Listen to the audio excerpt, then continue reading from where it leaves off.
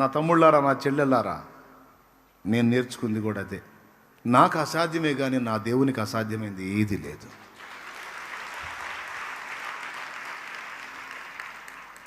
ఊళ్ళో కూటం పెడితే ఎవరన్నా వస్తారు కానీ 7-8 కిలోమీటర్లు అవతలికి పోయి ఆడో ఎడారిలో దేవులాడి పెడుతున్నాడు, ఎట్లొస్తాడా ఆడ అన్నారు. మన పరిచారకులు కూడా కొంతమందికి డౌటే. అన్న చర్చి దగ్గర పొలాల్లో అయితే బాగుంటుంది కానీ ఇంత దూరం ఏందో అనుకుంటేనే పరిచర్య చేశారు. తర్వాత ఇక బస్సులు, ట్రాక్టర్లు, లారీలు, టాటా ఏసీలు, కార్లు, జీపులు, బైకులు వస్తా వస్తా వస్తా పందిళ్ళన్నీ నిండిపోతే ఒకళ్ళు చూసుకుంటున్నారు.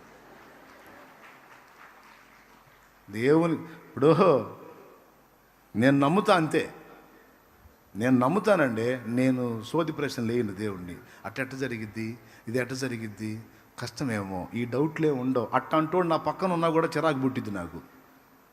తొందరగా ఈయన నా మధ్య నుంచి తీసే ప్రభు అని ప్రార్థన చేస్తా.